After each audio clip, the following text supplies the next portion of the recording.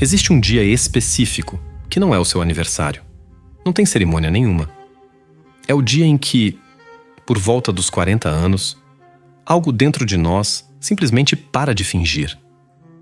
Pode ser uma terça-feira qualquer, no meio do trajeto para o trabalho, ou uma noite de insônia depois de mais um jantar de família onde tudo pareceu certo demais para ser verdade. Nesse dia, sem aviso, a pessoa olha para a própria vida, a carreira construída, a casa, o casamento, o espelho, e sente uma pergunta que não tem resposta fácil. Isso é tudo? Hoje vou te mostrar exatamente o que acontece nesse dia, o mecanismo por trás dele, e por que a resposta que você der a essa pergunta decide os próximos 40 anos da sua vida. A cultura moderna chama isso de crise da meia-idade. Trata como diagnóstico. Vende remédio, terapia de reposição, curso de motivação, carro novo, corpo novo.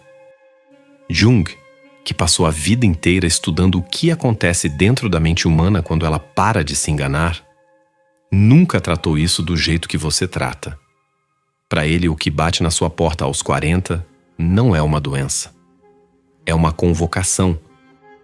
E a diferença entre essas duas palavras, crise e chamado, é a diferença entre passar o resto da vida se tratando ou passar o resto da vida se tornando. Não é a idade que desaba aos 40. É a mentira que você viveu até aqui que desmorona. O problema é que o que te ensinaram sobre essa fase da vida é uma mentira construída por gente que lucra com o seu pânico. Repare no vocabulário.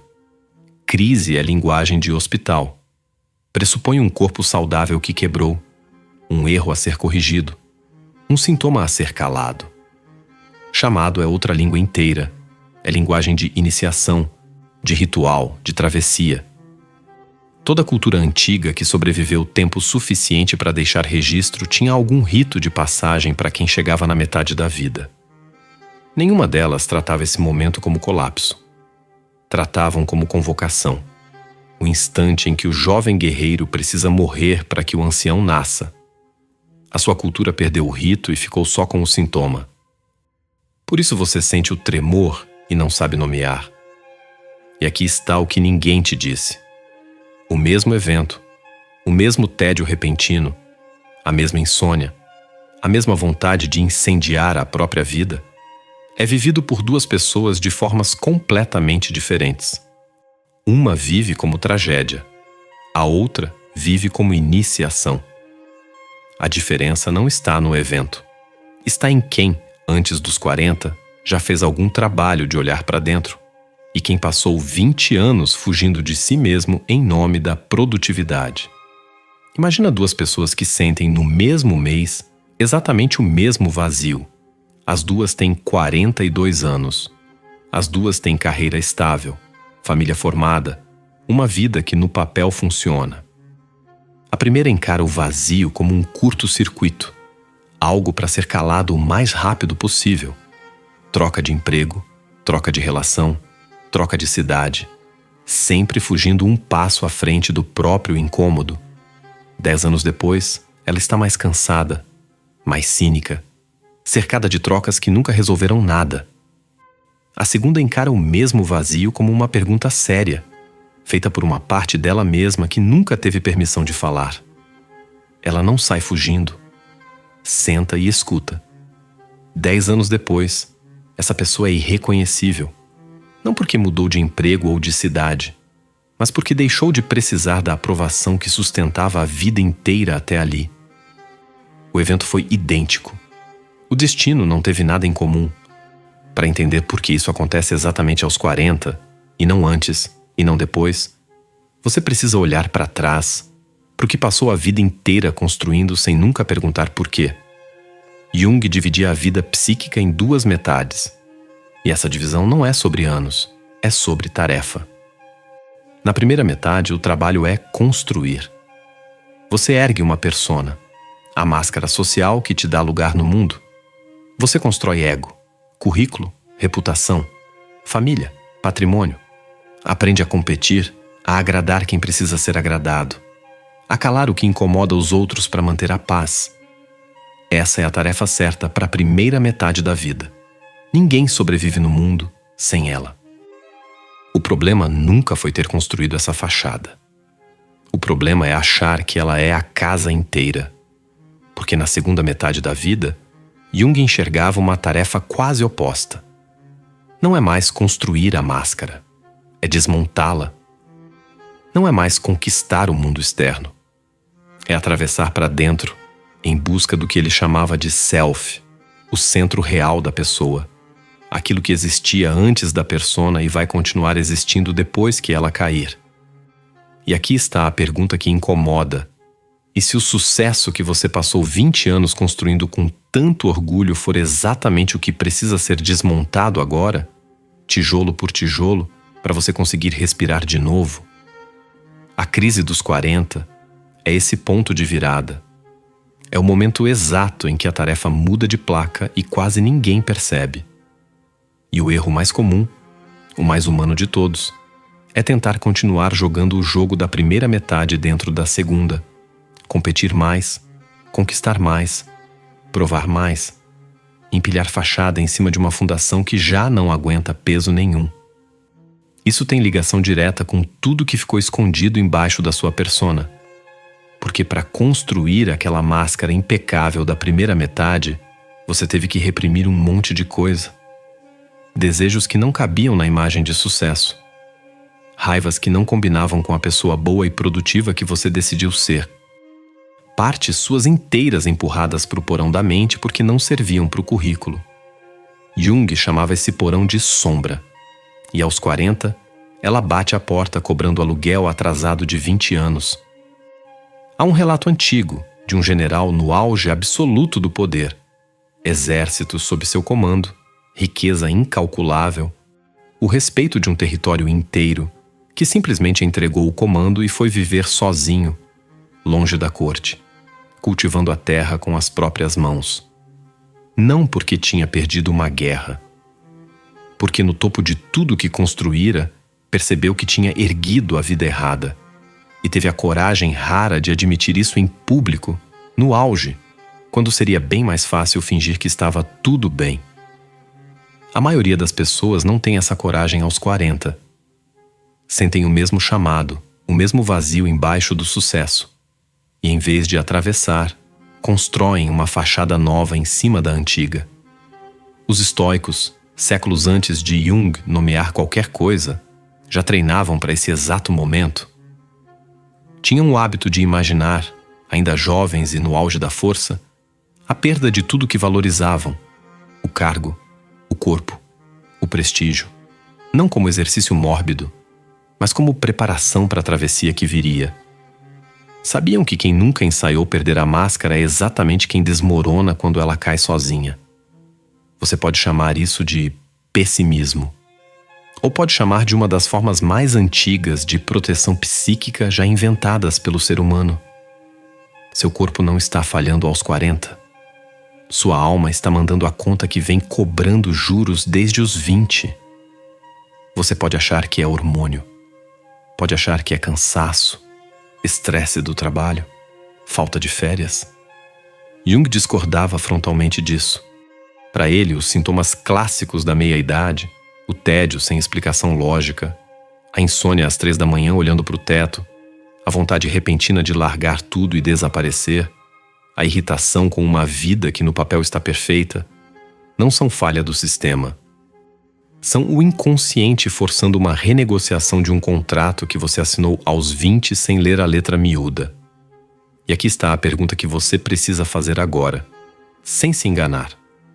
Você já sentiu isso? Aquele tédio sem motivo aparente numa vida que deveria te deixar satisfeito? Aquela vontade de incendiar tudo sem lógica nenhuma na superfície? Se já sentiu, pode fechar essa tela agora e voltar para o piloto automático. Fingir que foi só um dia ruim. Mas antes de fazer isso, escuta o que vem a seguir, porque muda completamente o que você acabou de reconhecer em si mesmo. Porque o inconsciente não manda boleto elegante. Ele manda através de disfarces. E é aqui que a maioria das pessoas se perde para o resto da vida. A traição que surge do nada depois de 15 anos de casamento estável. O carro comprado com uma urgência que ninguém entende. O divórcio repentino sem motivo aparente para quem observa de fora. A mudança radical de carreira, largando em 3 semanas o que levou 20 anos para construir. Nenhuma dessas coisas é a causa da crise. Todas são sintoma de uma pergunta nunca respondida. A mesma pergunta, disfarçada de 1000 jeitos diferentes. Quem eu sou quando tiro a máscara que passei a vida construindo? E aqui está a contradição mais cruel de todo esse processo. O design que ninguém te avisa. Quem foge do chamado aos 40 não escapa dele. Só adia. E o adiamento cobra juros compostos. A pessoa que ignora essa convocação não fica parada. Ela se torna mais rígida, mais controladora, mais amarga, cada vez mais uma versão endurecida de si mesma. E isso não fica isolado dentro dela. Vaza para cima de todo mundo ao redor. O cônjuge que vira alvo de uma frustração sem nome. Os filhos que crescem tentando adivinhar o humor de um pai ou uma mãe que nunca fez as pazes com a própria vida. Os funcionários que pagam o preço de um chefe cada vez mais controlador porque, no fundo, ele não controla mais nada da própria existência. Quem foge do chamado aos 40 passa a década seguinte fugindo de si mesmo em público e arrastando todo mundo ao redor para dentro dessa fuga. Você acha que resolveu a crise com o carro novo, com a relação nova, com o emprego novo? Na verdade, construiu uma cela nova, mais confortável que a antiga, com grades pintadas de dourado, e vai levar mais 10, 15 anos até perceber que só trocou de cela. Não saiu de nenhuma. E o mundo ao seu redor, isso ninguém te conta, vai reagir à sua travessia com todas as forças disponíveis, porque a sua transformação incomoda todo mundo que se acostumou com a versão antiga de você. O cônjuge que casou com uma pessoa e agora vê outra emergindo sente isso como ameaça, não como crescimento. Os amigos que construíram a amizade em cima de rituais antigos, a bebida de sempre, a piada de sempre, a reclamação de sempre, puxam você de volta para o papel confortável que sempre representou para eles. A própria família de origem, que precisa de você continuando no lugar que sempre ocupou, reage com estranhamento, quase com raiva, quando você para de representar o papel de sempre. Ninguém articula isso em palavras. Mas o corpo social ao seu redor funciona como um sistema imunológico. Qualquer mudança real é tratada como infecção, e a primeira resposta automática é tentar eliminar. Pensa numa pessoa que passou 20 anos sendo a mais disponível da equipe, a que nunca dizia não, a que sempre resolvia o problema de todo mundo antes do próprio. Aos 43, essa pessoa decide parar. Começa a dizer não. Começa a proteger o próprio tempo. E o que ela recebe de volta não é respeito pela mudança. É estranhamento, cobrança velada, comentários de que fulano mudou, ficou difícil. Ninguém comemora a sua cura. Comemoram em silêncio, quando você recai e volta a ser útil do jeito antigo. Isso não é maldade consciente de ninguém ao redor. É o sistema tentando restaurar o equilíbrio que sua mudança acabou de quebrar. Só que o sabotador mais eficiente de todos não está do lado de fora. Está dentro de você, vestido de bom senso. É a voz que diz que resolver isso com disciplina, mais academia, mais produtividade, mais controle sobre a rotina, vai preencher o vazio. É a ilusão de que hábito substitui confronto. Você pode acordar às 5 da manhã, treinar pesado, ler mais livros sobre performance e ainda assim estar exatamente tão vazio quanto antes, porque disciplina aplicada no lugar errado não é solução. É anestesia de alta performance. Você não está fugindo do problema com preguiça. Está fugindo dele com uma competência impressionante. Sua disciplina, nesse ponto, não é virtude. É a arquitetura mais sofisticada da sua própria prisão. Sabendo disso, só existe uma saída real, e ela não é confortável. não vem em fórmula de 7 passos, não cabe num post motivacional. Chama-se individuação, o processo, descrito por Jung, de deixar de ser apenas a máscara social e se tornar a pessoa inteira que existe embaixo dela. Significa sentar de frente com a sombra que você passou 20 anos empurrando para o porão, os desejos reprimidos, as raivas engolidas, as partes suas que não serviam para o currículo, e integrar, não expulsar. Significa admitir, sem se destruir por isso, que partes inteiras da vida que você construiu foram erguidas para agradar gente que talvez nem exista mais na sua vida hoje. Significa perguntar, com a frieza de quem já não tem nada a perder, o que você realmente quer quando ninguém mais está olhando para o seu currículo. Isso significa, na prática, reconhecer e trazer de volta para dentro tudo que você cortou de si mesmo para caber no papel que precisava representar. A força que reprimiu porque precisava parecer flexível o tempo todo. A ternura que escondeu porque precisava parecer inabalável o tempo todo. O desejo de parar que sufocou porque precisava parecer incansável o tempo todo. Individuação não é virar outra pessoa. É parar de amputar metade de quem você sempre foi, só para continuar sendo aceito.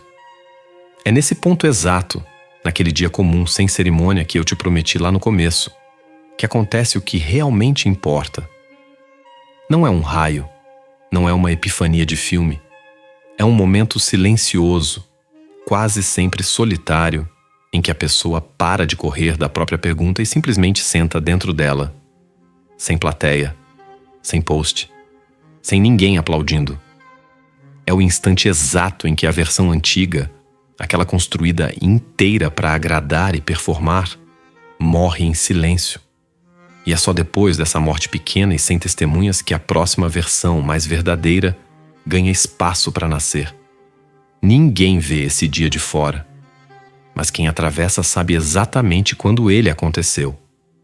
E o preço disso é real. Você vai perder relações que só existiam em função da máscara antiga? Vai perder a admiração de gente que só te respeitava pela performance, nunca pela essência. Vai atravessar um período de solidão que a cultura vai chamar de fracasso e que, na verdade, é o único caminho de volta para si mesmo. Individuação não é conforto, é reconstrução. E toda reconstrução exige que algo velho seja derrubado primeiro. A ilusão acabou. Você não pode mais culpar o corpo, o casamento, o emprego ou a idade pelo vazio que sente. Você sabe agora exatamente o que esse vazio está pedindo. E sabe que a fuga através de disfarce só adia a conta, nunca cancela. Quem atravessa essa convocação conscientemente não sai do outro lado quebrado. Sai parecido com aquela figura que aparece em praticamente toda a mitologia humana. O ancião que já não precisa provar nada para ninguém, que fala pouco porque já não tem pressa de ser ouvido, que virou autoridade justamente porque parou de performar autoridade. É exatamente na segunda metade da vida que esse arquétipo, o velho sábio, começa a nascer dentro de quem teve coragem de atravessar em vez de fugir. A crise dos 40 encarada de frente é o portão de entrada para essa figura. Ignorada, é a garantia de que você vai passar os próximos 40 anos representando uma juventude que já morreu. A escolha agora é sua. E ela é binária, sem meio termo confortável. Continuar performando a máscara antiga, cada vez mais rígida, cada vez mais amarga, até a vida cobrar à força o que você se recusou a pagar por conta própria. Ou sentar de frente com a sombra, atravessar a solidão que essa travessia exige e sair do outro lado parecido com quem finalmente se tornou. Se isso tocou algo em você, faça uma coisa antes de sair desse vídeo. Escreva nos comentários, em silêncio, essa frase: minha máscara não sou eu. E aperte o like se gostou do vídeo. Quando você apertar, vai aparecer um botão escrito Hype. Aperte esse botão também. Não é só um número de alcance. É um ato simbólico. Cada pessoa que aperta esse botão está dizendo, em silêncio, que escolheu atravessar em vez de fugir. Um pequeno gesto de consciência disfarçado de métrica. Se essa forma de enxergar poder, silêncio e transformação já mudou como você pensa, o próximo passo é virar membro do canal. Não é só apoio financeiro. É um compromisso público com essa filosofia, com a ideia de que a segunda metade da vida se constrói com coragem, não com fuga. E compartilhe esse vídeo com alguém que você sabe, no fundo, que está fugindo da própria convocação agora mesmo. Isso também é um ato de responsabilidade. Tem um próximo vídeo te esperando logo ali embaixo. Não vou te contar do que se trata. Só vou te dizer isso. Se esse aqui incomodou, o próximo vai doer mais. E você já sabe que é exatamente esse tipo de desconforto que separa quem envelhece de quem se transforma. A juventude que você está tentando prolongar já morreu. A única pergunta que resta é se você vai enterrá-la com dignidade ou vai carregar o cadáver dela pelas próximas 4 décadas.